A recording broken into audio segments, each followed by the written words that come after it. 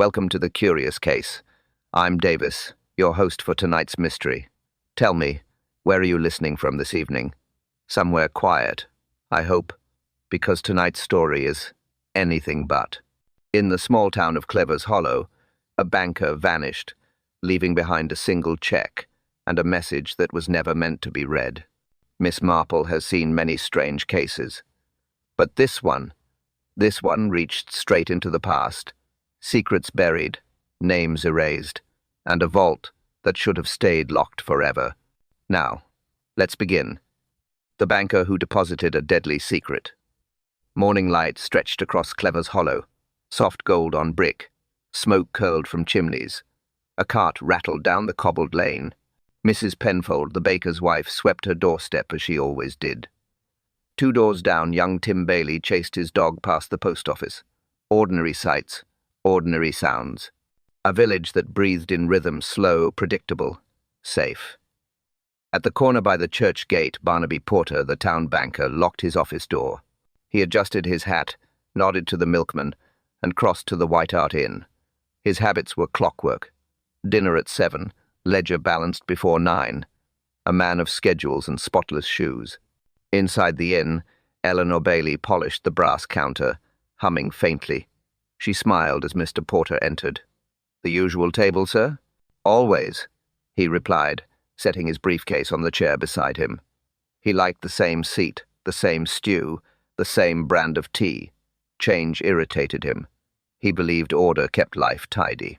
Outside, a gust lifted the bunting from last week's fete.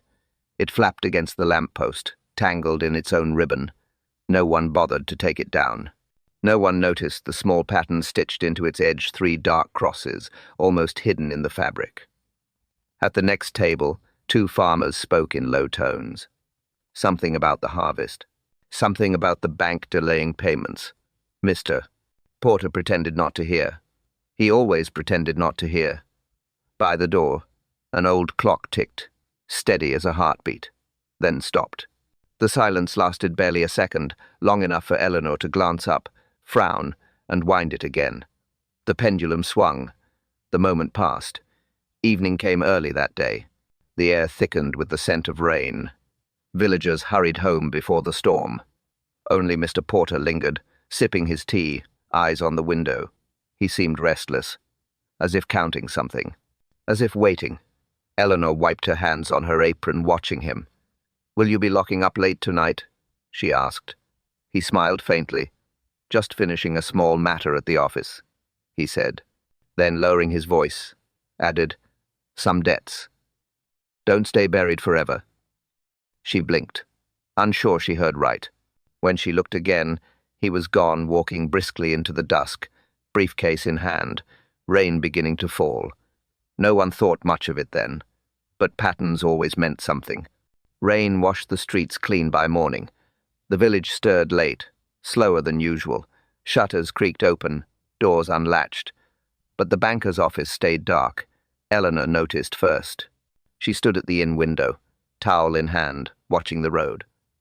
Barnaby Porter always passed by before breakfast, briefcase in hand, punctual as the clock itself. Not today. The door across the street was still locked, curtains drawn, no sign of movement. By mid-morning, whispers began. Mr. Porter had missed his meeting at the parish committee. Mrs. Penfold said she'd seen the office light burning late, long after the storm broke. Yet now silence. At noon, Eleanor crossed the road. The brass handle of the bank's side door was cold and slick from rain. She knocked once, twice, nothing. A faint smell of ink and paper seeped through the crack. Her heartbeat quickened. "Mr. Porter?" she called. Still nothing. Constable Finch arrived soon after. A stocky man, red-faced and cautious. He frowned at the locked door, then at Eleanor. "When did you last see him?" "Last night," she said softly. "After supper." "Was he alone?" "Yes. He said he had unfinished business." The constable grunted, tried the handle again, then forced the door with a shoulder shove. The office air was stale. A lamp still glowed on the desk. Ledger open. Chair pushed back. 1 teacup half full.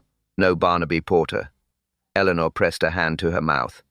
On the desk lay a single check, freshly written.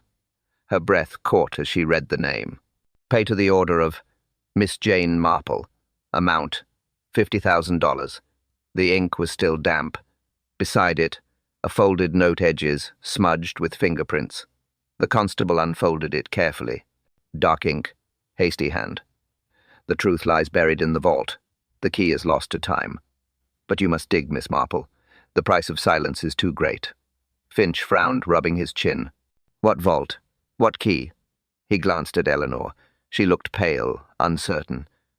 I don't know, she whispered. He never spoke of anything like this.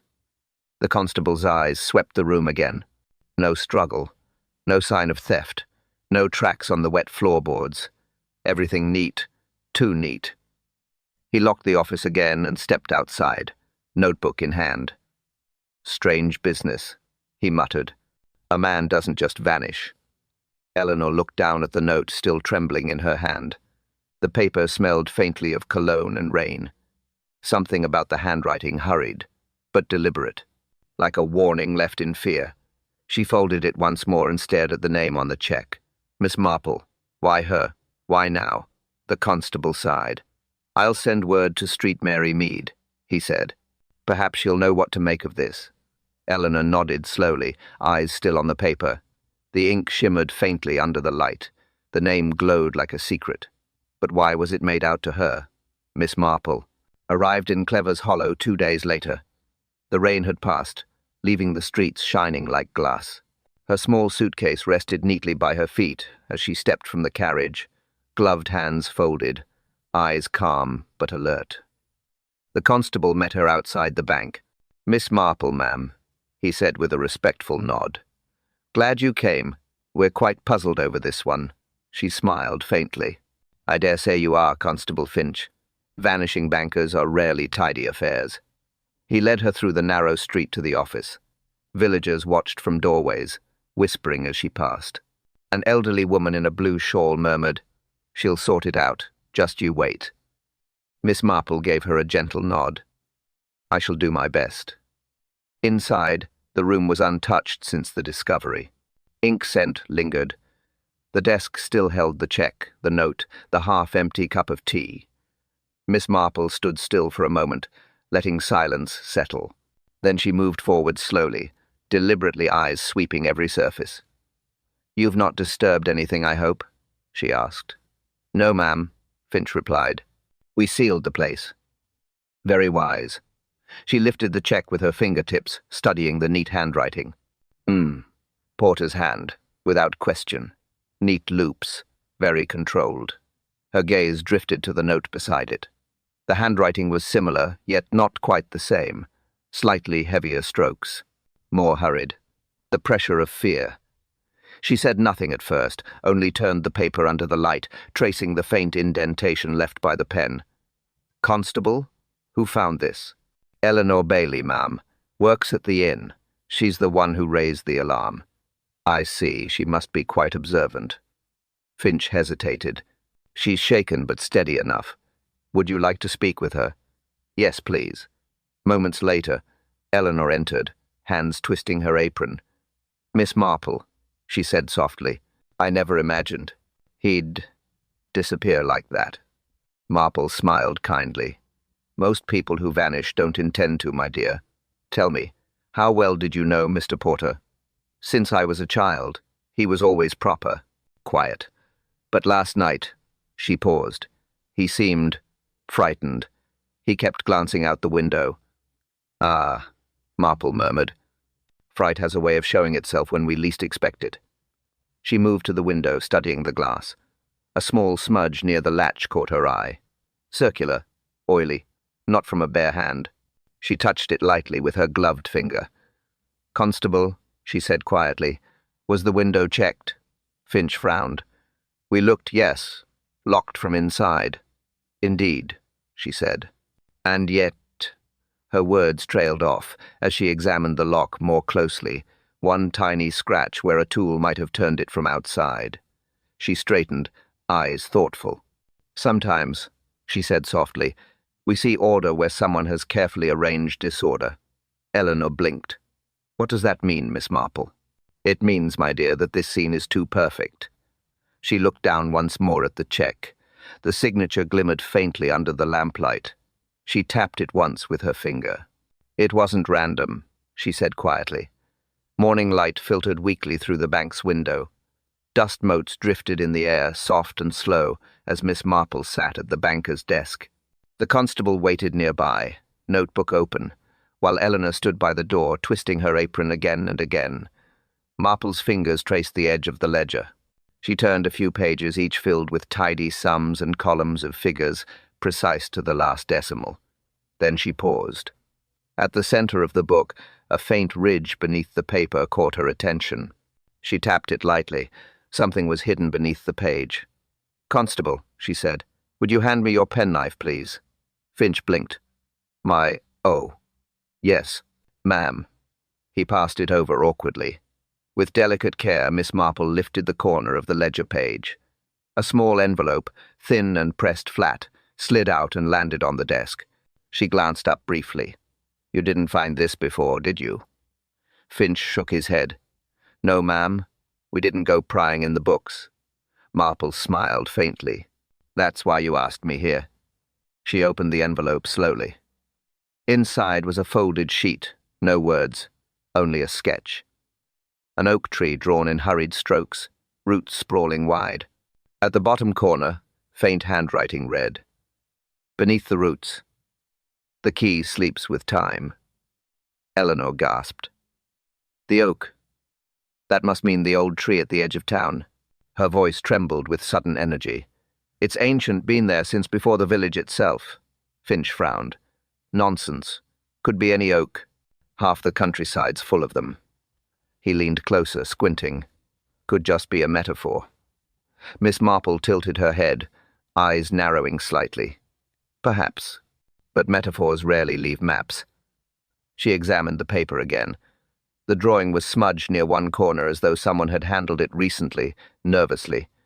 A trace of soil clung to the edge. Fresh. She rubbed it between her gloved fingers. "Interesting," she murmured. "This isn't just old ink and dust." Eleanor stepped forward. "Miss Marple, mister?"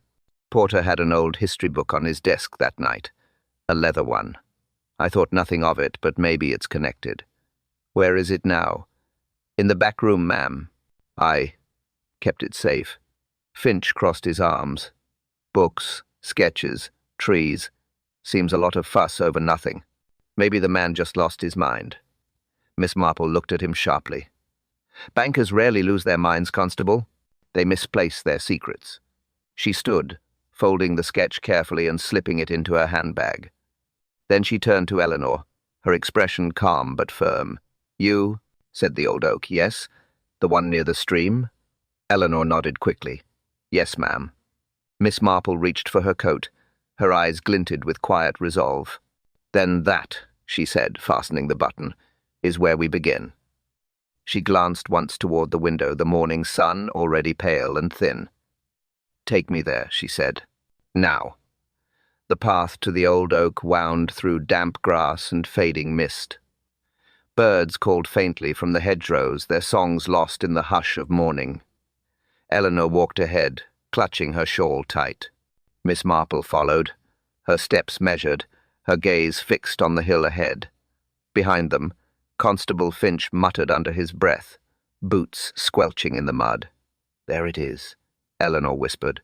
The oak loomed tall at the field's edge, its vast roots twisting like ancient fingers gripping the earth. The bark was gnarled, scarred by age, but solid, unyielding. Even the air felt heavier here, thick with damp earth and memory. Miss Marple knelt beside the largest root. "Mr. Porter was a tidy man," she said quietly. "If he hid something, he'd mark the place." She pressed her hand to the soil, tracing small grooves in the dirt. Her fingertips brushed something rough, a shallow cut in the bark, shaped like a cross. "Here," she murmured. This was deliberate. Finch sighed, stepping forward. "Ma'am, we can fetch a spade if you think." But before he could finish, Miss Marple had already begun to dig with her gloved hands. The soil came away easily, soft from the rain. Eleanor crouched beside her, helping clear the dirt. Minutes passed, then metal, a dull scrape. Miss Marple stopped. They brushed away the remaining soil, revealing a small rusted box wedged between the roots. Its hinges were almost fused shut. Finch's eyebrows rose. "Well, I'll be—" Marple took the box carefully. It was heavier than it looked. She pried at the lid with the constable's penknife until it gave a weary creak and opened. Inside lay several folded papers, old, yellowed, edges brittle with age. On top, a wax seal half melted by time. Eleanor leaned closer. "What is it?" Miss Marple unfolded the first sheet. Bank records, signed contracts. Names she didn't recognize at first, then one that made her pause. Barnaby Porter, and another beside it, written in faded ink. Daniel Cartwright. She read silently for a moment, her eyes narrowing. It wasn't just financial data, it was an agreement. A secret transfer of funds between Porter and Cartwright, dating back decades. Eleanor gasped. "Cartwright? The merchant? He's still here in town." Finch frowned. "Looks like our banker was mixed up in something deeper than missing money." Miss Marple didn't respond right away. Her gaze lingered on the second paper, smaller, handwritten in the same hurried scrawl as the earlier note. "If you're reading this, it's too late. The vault is not what it seems. Trust no one at the bank." She folded the note gently and placed it back inside. The breeze stirred the branches above, scattering small leaves across the disturbed soil. Marple stood, brushing dirt from her gloves. Her voice was calm, but her eyes were sharp with realization. "This wasn't buried for safety," she said softly. "It was buried out of fear." She turned toward the village. "We need to go back to the bank." The meeting room inside the bank smelled faintly of polish and old paper. Miss Marple sat at the head of the table, hands folded neatly, eyes calm but sharp. Constable Finch stood by the door, ready with his notebook. Across from her sat 3 people, each with something to lose. Arthur Bellamy, senior clerk, tall, pale, and painfully tidy. His pen gleamed in his pocket like a badge of honor. He'd worked beside Barnaby Porter for 15 years, the model employee with too much to hide behind numbers. Daniel, Cartwright, merchant, charming smile, expensive watch, and eyes that measured everyone like a business deal, known for his temper, loved for his donations. He always looked amused, even when he shouldn't be. And Eleanor Bailey, innkeeper's daughter, hands clasped tightly in her lap, eyes red from sleeplessness. She looked fragile, but guilt sat on her shoulders like a weight she couldn't shake. Miss Marple began softly. "Mr. Bellamy, you were the last person to see Mr. Porter alive, yes?" Bellamy nodded stiffly. "The evening before he vanished. We discussed the ledgers. Routine business." "Routine?" "Yes, Miss Marple. Numbers don't vanish. People do."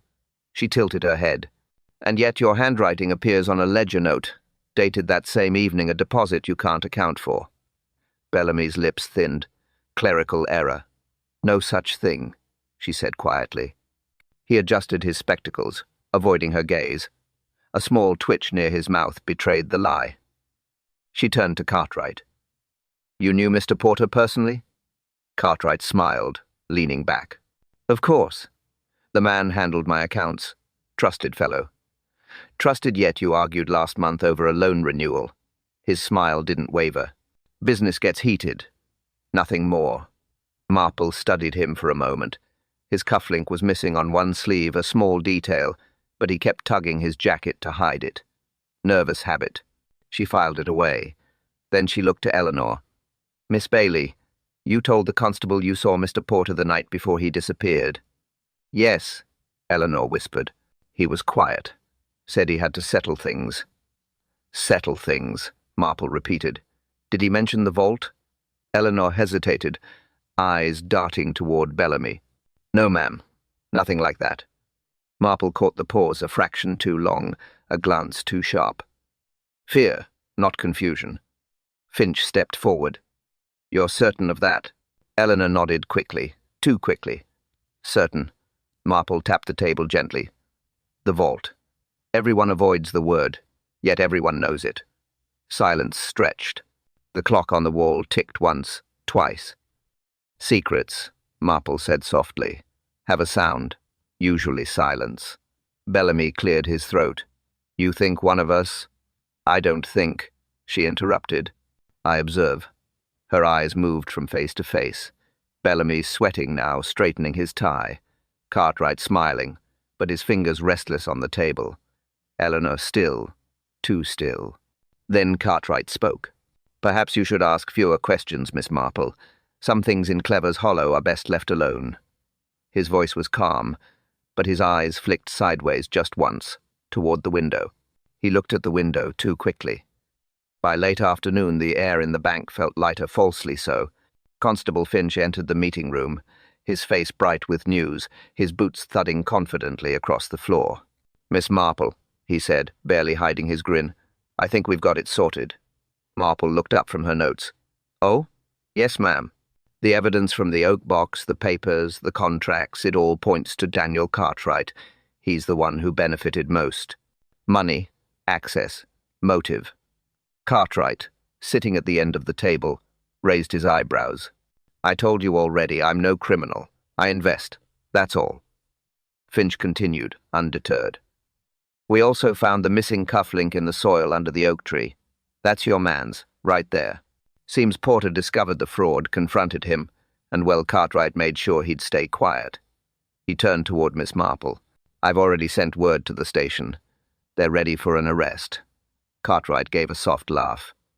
You'd arrest me for losing jewelry in the countryside. His tone dripped with amusement, but the faint tremor in his voice betrayed unease. Still, he looked relaxed, too relaxed. He leaned back in his chair, arms crossed, confident again. A fine theory, Constable, he said. But if you check, you'll find I was at a dinner party the night Porter vanished. Half the town can confirm it. Finch frowned. We'll verify that. Oh, please do, Cartwright replied, smiling thinly. I'd hate to ruin your excitement. Miss Marple watched the exchange silently, eyes half closed, expression unreadable. When Finch finished outlining his case, she finally spoke. It's neat, she said softly. Almost too neat. Finch blinked. Ma'am, you have motive, yes. You have evidence that seems to fit. But what you lack, Constable, is logic. Beg pardon? She rose, walking to the table. If Mr. Cartwright buried those papers, why would he leave his cufflink behind? A man that precise doesn't misplace something so identifying. Finch frowned.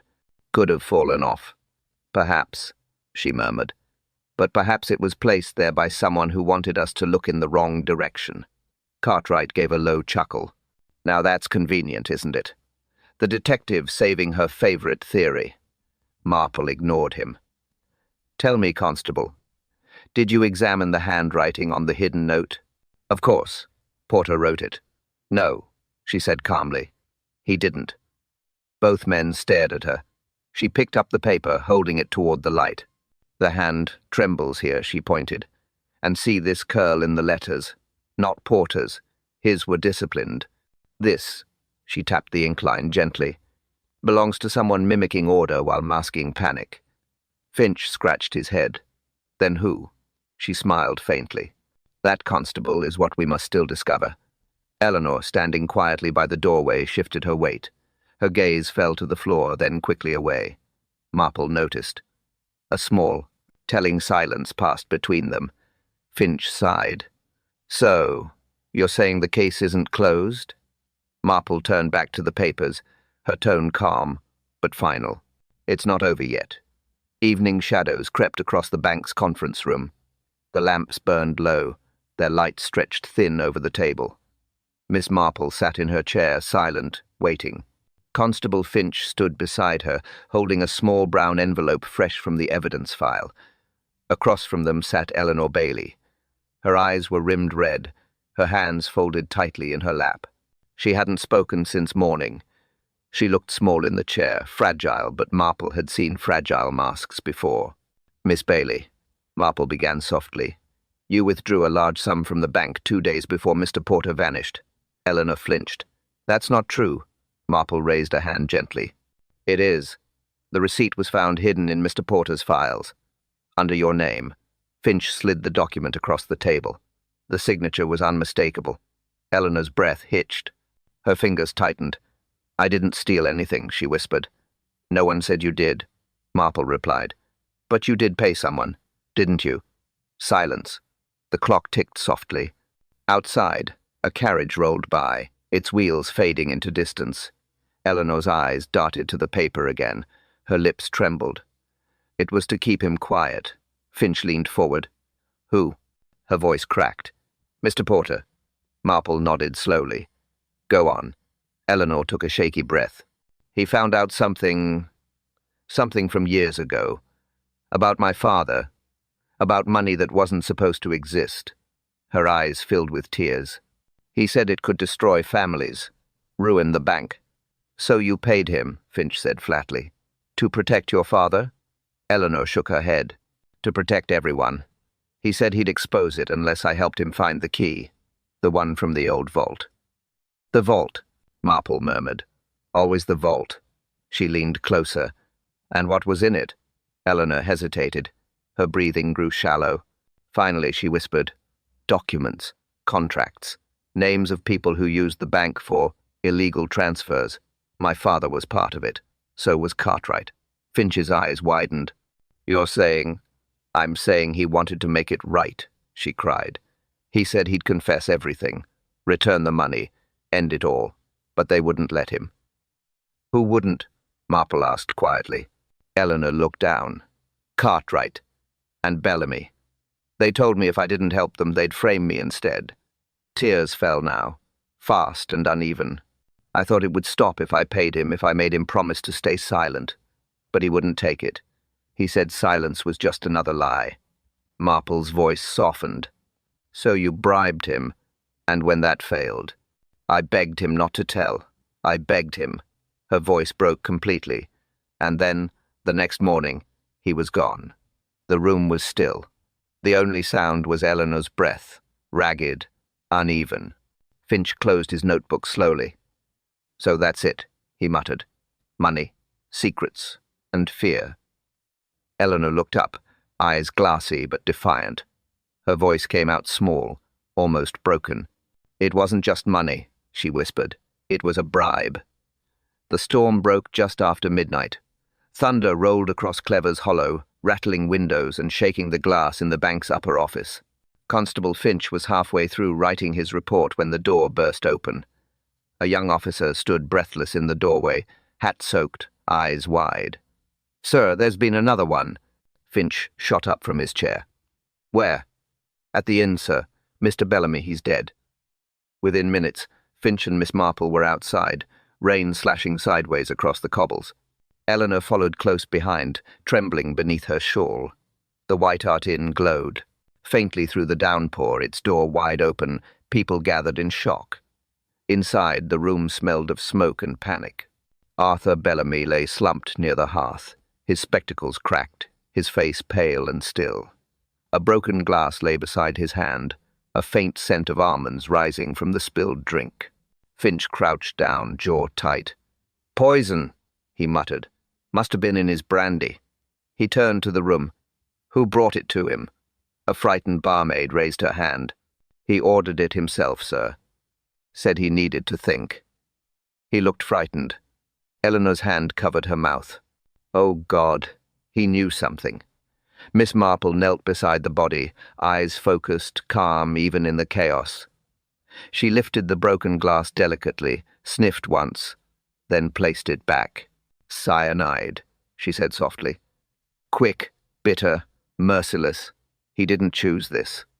Finch frowned. "You mean someone slipped it in?" "Yes, but not to silence him forever. To silence him before he spoke." Eleanor's voice shook. "He was supposed to meet me tonight. Said he had something to confess." Marple stood, her umbrella dripping onto the wooden floor. "Then someone else knew that too," the crowd murmured. Cartwright stepped forward from the corner, his coat damp, his tone tight.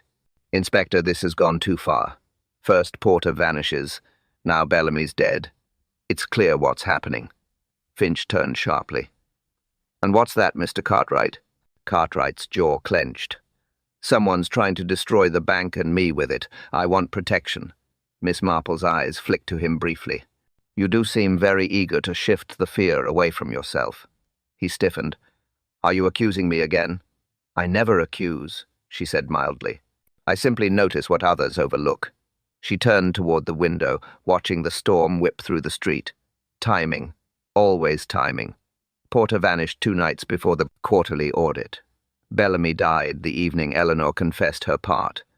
Too close to be chance. Finch spoke low. You think whoever killed Porter just struck again? Yes, she said. And if we're correct, they're not finished yet.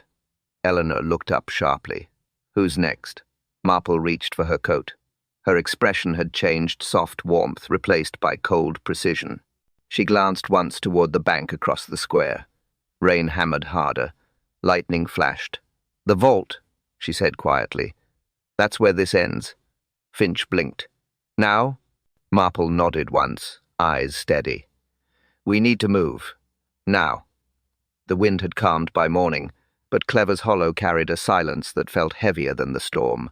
Miss Marple sat in the bank's office once more, the fire faint and struggling in the grate. Constable Finch leaned against the doorframe, weary, coat still damp from the night. Eleanor sat opposite, her face pale, her eyes swollen from tears. No one spoke for a moment. The quiet itself seemed to press down on the room. Then Miss Marple broke it softly. Tell me about your father, Miss Bailey. Eleanor blinked, startled. My father? Yes, Marple said gently. The man at the center of this, long before the vault or the money ever mattered. Eleanor hesitated. He worked here, under Mr. Porter's father, years ago, before the merger. He was dismissed. Something about missing funds, but it was never proven. She looked down. He swore he was innocent, but no one believed him. After that, he never recovered. Finch frowned. So Porter's father accused him? Eleanor nodded faintly. Yes, and the record stayed sealed. The scandal nearly broke the bank. Miss Marple folded her hands, her voice quiet. And Mr. Porter Barnaby found out recently, didn't he, that his father's accusation was false? Eleanor's breath caught. How did you? Marple's tone remained calm. Because guilt is inherited more often than money. Barnaby tried to make amends for the sins of his father. That's what he meant by digging up the past. Finch paced slowly, muttering. So Porter wanted to clear Bailey's name. That's why he left the message for you, Miss Marple. Precisely, Marple replied. He discovered the truth, and someone else discovered that he had. Eleanor looked up, trembling. Then, Bellamy and Cartwright? Partners, Marple said softly. Their families benefited from that old lie. Porter's father covered their debts in exchange for silence, and when Porter uncovered it, they saw their world crumble. A knock at the door interrupted them. Finch opened it, revealing an old man, thin, stooped, coat buttoned wrong. His hands trembled slightly as he held out a faded envelope. I heard about Bellamy, the man said, voice shaking. And Porter. I thought Miss Marple should see this. Finch frowned. Who are you, sir? Thomas Vane, the man replied. I was the bank's messenger back then. I carried the letters. I saw the bribes. I kept this one. Marple took the envelope carefully. Inside was a letter, dated 25 years earlier, written by Porter's father, signed by Cartwright's. Payment received. The Bailey account must remain closed. No record. No confession. The lie protects us all. Eleanor covered her mouth. He destroyed my father to save himself. Marple nodded slowly. And his son tried to repair what guilt had broken. Finch exhaled sharply. So that's it, the real motive. Porter wasn't silenced for money. He was silenced for telling the truth. Marple looked toward the vault door, the metal dull in the firelight. Her voice dropped to a whisper, steady and certain. It was never about the vault. It was about the past. The clock struck 8 when Miss Marple requested to see Daniel Cartwright alone. The storm had passed, but the night air outside the bank still hummed with leftover thunder. Inside, the lamps burned low, shadows curling against the walls like waiting listeners. Cartwright entered confidently, coat folded over his arm, expression calm but forced. I was told you wished to speak privately, he said. Marple nodded toward the chair opposite her. Do sit down, Mr. Cartwright. He hesitated, then smiled. I assume you've come to apologize. Constable Finch has had me under watch all day. Quite unnecessary, really. Marple's tone was mild. Yes, unnecessary for an innocent man. He leaned forward slightly. Which, of course, I am. She regarded him quietly, fingers tapping the ledger in front of her. I've been reviewing old records, she said softly. Your family's dealings with the bank go back 3 generations. He shrugged. We've been successful for a long time. Successful, she repeated. An interesting word. It can mean earned or inherited. Cartwright's jaw tensed. You're implying something, Miss Marple. Perhaps you should be clearer. I believe you already understand, she replied. Barnaby Porter discovered a document linking your father to fraudulent transfers. He intended to expose it. He laughed lightly. You have no proof. Oh, but I do, she said. Your father's signature, in Mr. Vane's letter. It was you who found out Porter knew, and you who met him the night he vanished. His smile faltered. That's absurd. She tilted her head. You were at the dinner party, yes, but you left early. The carriage driver remembers. 8:30. He stood abruptly. You're mistaken. Marple remained seated, voice calm but cutting. Porter trusted you, Mr. Cartwright. He thought you'd help him make it right. But you couldn't let the past surface, could you? Not with your company tied to your father's scandal. Cartwright's hand clenched the back of the chair. You old woman, he hissed. You think you understand power, but you don't. One rumor, one headline, and everything my family built would have collapsed. Marple's eyes were steady. So you destroyed the one man trying to restore truth. He turned away, pacing. It wasn't supposed to go that far. I only meant to scare him. Bellamy, he said we'd bury the evidence and Porter would leave town. But he didn't, Marple said quietly. He told you he'd already written to me. Cartwright froze. For a moment, the mask slipped. His breath quickened. He wasn't supposed to involve outsiders. Marple rose slowly. Guilt always involves outsiders, Mr. Cartwright. The innocent, the deceived, and the dead. He spun toward her. You can't prove I killed him. I don't need to, she said softly. Bellamy's death already did. He opened his mouth to speak, but stopped. A sound cut through the silence, a sharp creak from the corridor. Footsteps. Then a crash metal against wood. Cartwright turned toward the door, face pale. Who's there? He barked. Before he could answer, the door slammed. The door's echo faded into silence. Constable Finch burst into the room seconds later, breathless. Miss Marple, are you all right? She nodded calmly, though her eyes were fixed on the papers spread before her. Daniel Cartwright stood rigid, sweat gathering at his temples. What happened? Finch demanded. Marple's voice was level. Someone doesn't want this conversation to finish. She gathered the files, the letter from Mr. Vane, and the old ledger. Her fingers moved quickly, sorting them into order. 1, 2, 3. Constable, she said, bring me the sketch we found beneath the ledger, the one of the oak tree. Finch fetched it. Marple laid it flat on the desk. Now, if we trace the pattern of these names, Porter, Bellamy, Cartwright, each links back to a single account. The Trust Vault, as it was called. A private fund created decades ago by the bank's founders. Finch frowned. The one no one could open. Precisely, she said, because the vault key was said to be lost. But in truth, it was hidden. Cartwright shifted uneasily. You're guessing. No, Marple replied. I'm remembering. She opened the old contract again, pointing to a faint note at the bottom corner, nearly invisible under years of dust. Do you see this initial here? E.B. Finch squinted. Eleanor Bailey. Exactly, said Marple. Porter discovered that her father was the original key holder not because of ownership, but because he was meant to guard it until the false transactions could be exposed. When he refused to stay silent, Porter's father accused him of theft. The real thieves walked free. Eleanor, standing at the doorway, covered her mouth. My father, He said he kept a key hidden in the clock tower. I thought he was rambling. Marple's eyes softened. He wasn't.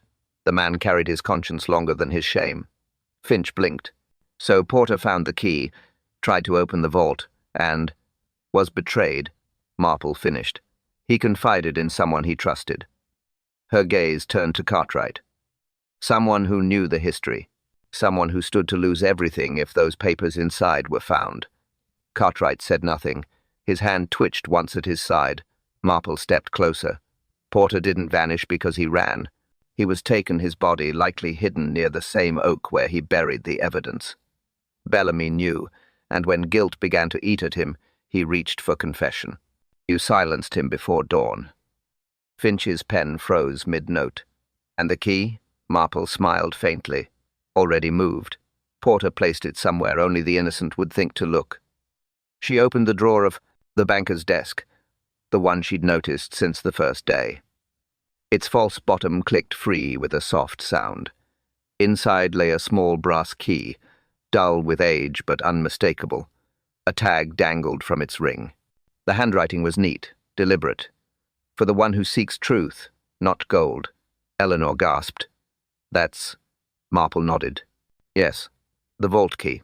She turned it in her hand, the metal catching the lamplight. Then, softly, almost to herself, she said, the vault key wasn't his at all. Morning returned to Clever's Hollow like a breath of relief. Pale, quiet, deceptive. The townspeople gathered once more inside the bank's meeting room, where truth now waited like a guest no one wished to greet. Miss Marple sat at the table's head, the brass key resting before her. Constable Finch stood to her right, notebook ready. Across from them, Eleanor Bailey, trembling but resolute. And beside her, Daniel Cartwright, expression calm. Too calm. Marple began softly. We have at last the whole picture. No one spoke. Even the ticking clock seemed hesitant. Barnaby Porter, she continued, was not a man undone by greed. He was a man burdened by conscience. He discovered that decades ago this bank was built on a lie, a false accusation that ruined an honest man and enriched his superiors. Eleanor lowered her head. My father, she murmured. Yes, Marple said gently. He was accused by Porter's father, while men like Bellamy's and Cartwright's families profited from the silence. Cartwright shifted in his seat. You speak as if history is a crime. Marple's eyes met his. Sometimes it is, when the guilty keep reaping the benefits. She continued. Porter found proof in those papers buried beneath the oak, but he feared exposure would destroy more lives, so he reached out to me, hoping for mediation. Before he could send his full confession, he vanished. And who did he confide in? Mr. Cartwright? Cartwright forced a thin smile. You're the detective, Miss Marple. Enlighten us. She tapped the brass key on the table. Porter trusted you. You were family in all but name. You offered help, and you offered him a drink that night. His last. Finch stepped forward. We found residue of cyanide on the decanter in your office, Cartwright. Same type that killed Bellamy. The merchant's jaw tightened. Bellamy mixed it himself.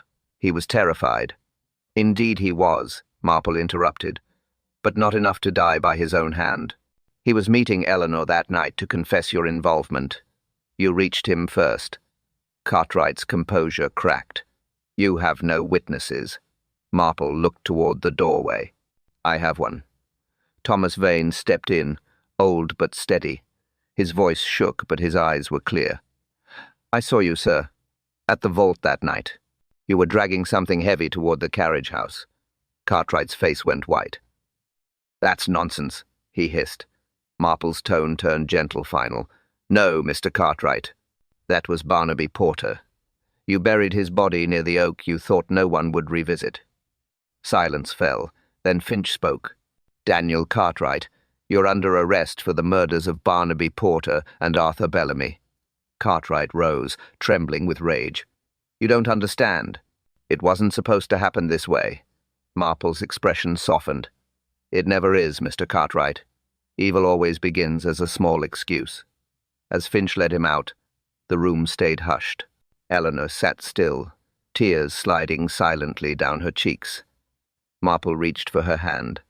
"Your father's name will be cleared," she said softly. Eleanor nodded, whispering, "And the truth?" Marple glanced toward the door. "One person here still lies," she murmured, "and they know it." Evening settled softly over Clever's Hollow. The storm had gone, the air cool and still. Inside the White Hart Inn, a fire flickered in the grate, its light touching the teacups laid neatly on the small round table. Miss Marple sat beside the hearth, her knitting folded away, her hands wrapped around a cup of Darjeeling. Eleanor Bailey poured another for Constable Finch, who looked both relieved and exhausted. "It's strange," Eleanor said quietly, "how quickly things return to normal. The street sounds the same, the bakery opened early, and yet—" She trailed off, staring at the flames. "Nothing feels the same." Miss Marple smiled faintly. "That is the way of truth, my dear. It changes the air, even when no one speaks of it." Finch stirred his tea awkwardly. "Cartwright's confession will see justice done. The papers from the vault sealed the case. Bailey's name cleared after all these years." He looked toward Marple. "You were right about everything." She chuckled softly. "Oh, not everything. I simply paid attention to what others thought too ordinary to matter. The world hides its sins in the smallest habits." Eleanor glanced at her. "Do you ever grow tired of it, seeing what others miss?" Marple's eyes softened. "No, child. I only grow sad when they pretend not to see at all." Silence drifted between them, calm and fragile. The fire crackled, the clock on the wall ticked in slow rhythm. Outside, the rainwater dripped from the eaves, a gentle echo of the storm now gone. Eleanor spoke again, her voice trembling slightly. "He said he wanted to put things right, Miss Marple. Mr. Porter, he wasn't a bad man, was he?" Marple shook her head. "No, my dear. He was a man who inherited guilt that was never his to bear. He tried to clean a wound the world preferred to cover." Finch exhaled. "Seems the world's full of such wounds." "Indeed," Marple said softly. "But the healing begins the moment someone stops lying to themselves." They sat in silence again, the weight of understanding, gentler now, like a shared warmth instead of a burden. Eleanor gazed into her cup, her reflection trembling in the dark surface. "Do you think people ever change?" she asked. Marple considered. "They can," she said slowly, "but only when they stop hiding their reasons for being cruel." Finch rose to leave, adjusting his hat. "You've given us plenty to think about, Miss Marple. I hope Clever's Hollow gives you a quieter visit next time." She smiled. "Oh, Constable, I doubt that will ever be the case. Trouble finds the places that think themselves peaceful." When he was gone, Eleanor lingered by the fire. Marple poured the last of the tea, the steam rising in slow curls. Her voice was almost a whisper, soft enough for the flames alone. "Money builds walls," she murmured. "But truth, it finds its way through the cracks." She set down her cup, eyes reflecting the firelight. "Wickedness hides in respectability," she said quietly, "but conscience never does." Thank you for joining us tonight for The Banker Who Deposited a Deadly Secret, A Miss Marple mystery. What did you notice first, the missing check, the buried box, or the silence that said too much? Tell me in the comments which clue gave it away for you. If you enjoyed this quiet unraveling of truth and deceit, don't forget to subscribe for more mysteries like this one. Until next time, keep your tea warm, your mind sharper, and your conscience clear. Because in Miss Marple's world, every whisper means something. And remember, may truth cool slower than tea.